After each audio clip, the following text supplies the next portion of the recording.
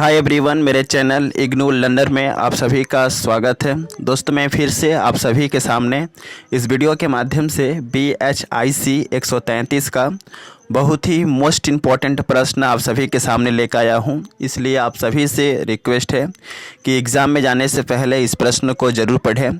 और स्टार्ट करने से पहले मैं आप सभी से रिक्वेस्ट करता हूं कि जिन्होंने भी अभी तक मेरे चैनल को सब्सक्राइब नहीं किया है तो सबसे पहले चैनल से जुड़ जाइए, क्योंकि इस चैनल पे आपके जितने भी सब्जेक्ट हैं सभी सब्जेक्ट के इंपॉर्टेंट क्वेश्चंस के वीडियो बिफोर एग्ज़ाम आपको चैनल पर देखने को मिलेगा। ओके, तो प्रश्न की ओर बढ़ते हैं।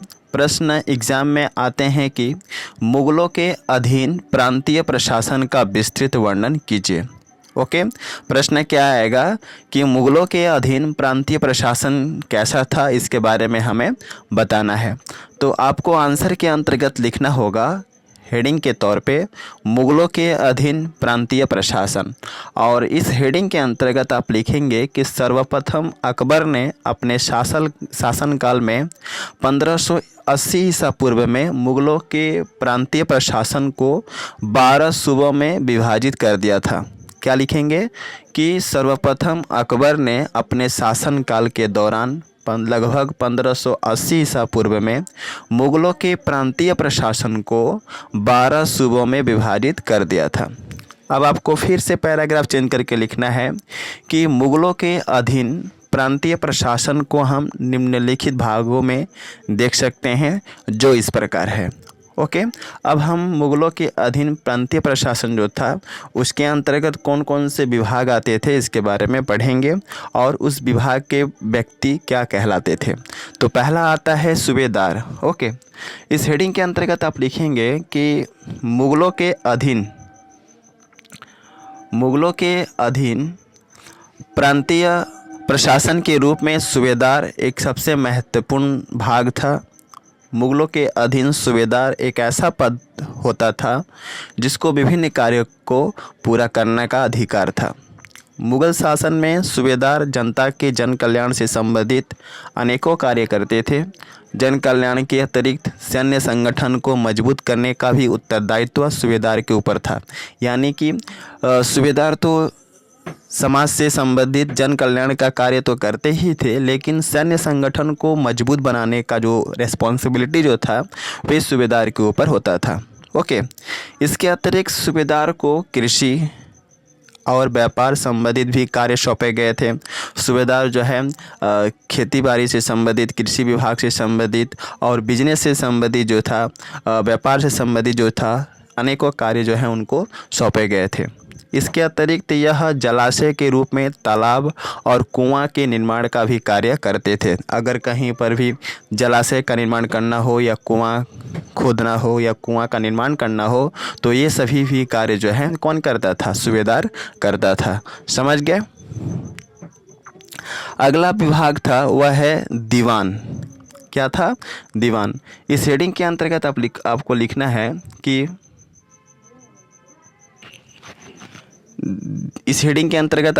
है कि मुग़लों के अधीन प्रांतीय प्रशासन में सूबेदार के बाद दीवान एक सबसे महत्वपूर्ण पद होता था। दीवान प्रांतीय प्रशासन का सबसे महत्वपूर्ण अधिकारी होता था।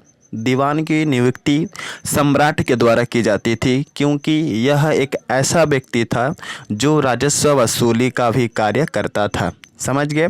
तो दीवान प्रांतीय प्रशासन का सबसे महत्वपूर्ण अधिकारी होता था, और किसी भी दीवान की नियुक्ति जो है सम्राट के द्वारा की जाती थी, क्योंकि इस दीवान को राजस्व वसूली से संबंधित अनेकों कार्य करने होते थे। अर्थात यह विभिन्न प्रकार के टैक्स को वसूलने का कार्य करता था। इसके अतिरिक्त यह बड़े बड़े अधिकारियों और तहसीलदारों के बारे में ठीक जानकारी रखता था। कौन? दीवान। और उनके हिसाब किताब का भी कार्य करता था। वे लोग दिन में कितने पैसे का लेन देन करते हैं, कितने पैसों का जो है ट्रांजैक्शन करते हैं, इसका लेखा जोखा का हिसाब रखता था। कौन? दीवान। अगला है पद, वह है दरोगा ए डाक। ओके, तो इस हेडिंग के अंतर्गत आप लिखेंगे कि मुग़लों के अधीन प्रांतीय प्रशासन में दरोगा ए डाक भी सबसे महत्वपूर्ण महत्वपूर्ण पद होता था। प्राचीन काल में विभिन्न प्रकार के पत्रों को एक स्थान से दूसरे स्थान तक पहुंचाने के लिए डाक की व्यवस्था जरूरी थी, इसलिए उस समय राजकीय डाक की स्थापना की गई। दरोगा ए डाक यह एक ऐसा पद था जो विभिन्न प्रकार के पत्रों को घुड़सवार के माध्यम से एक स्थान से दूसरे स्थान तक पहुंचाने का कार्य करता था। इस तरह के कार्य करने के लिए एक विशेष प्रकार के घोड़े की व्यवस्था की गई थी जो काफ़ी तीव्र गति से दौड़े। ओके, इस तरह के डाक व्यवस्था में किसी एक व्यक्ति के ऊपर पत्रों को पहुंचाने का दायित्व नहीं था, बल्कि एक व्यक्ति विशेष प्रकार के इस तरह के डाक व्यवस्था में किसी एक व्यक्ति के ऊपर पत्रों को पहुंचाने का दायित्व रिस्पॉन्सिबिलिटी नहीं था, बल्कि एक व्यक्ति विशेष प्रकार के घोड़े को लेकर के एक निश्चित दूरी तक जाता था। फिर उसके बाद एक दूसरा व्यक्ति जो है पत्रों को लेकर के अगले निश्चित स्थान तक जाता था। इस प्रकार करके जो है विभिन्न प्रकार के राजकीय पत्रों को एक स्थान से लेकर के दूसरे स्थान तक बहुत ही सही ढंग से पहुंचा दिया जाता था।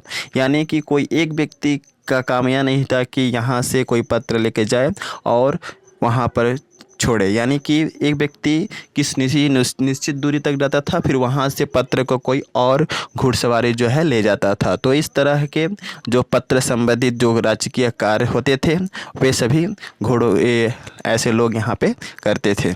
समझ गए। अगला हेडिंग है कोतवाल।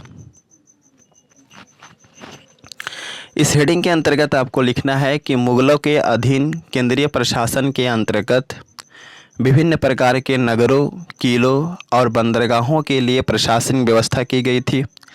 नगर, किला और बंदरगाहों से संबंधित विभिन्न प्रकार के कार्यों को करने के लिए कोतवाल एक महत्वपूर्ण पद था।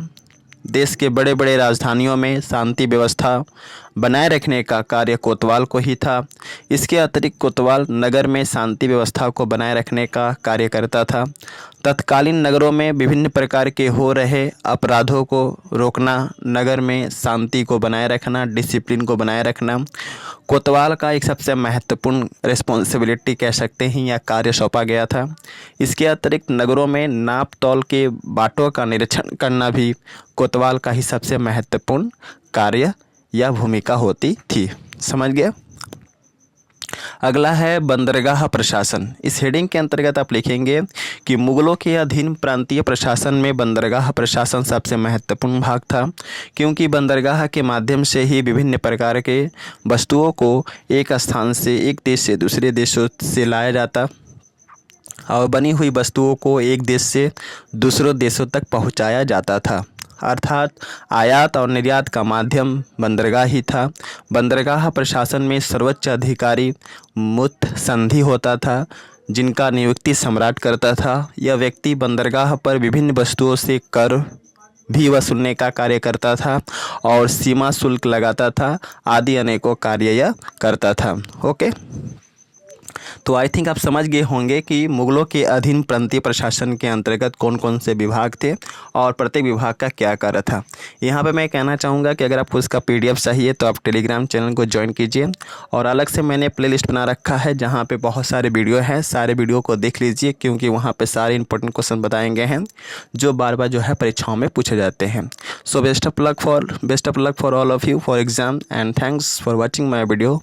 जय हिंद, वंदे मातरम।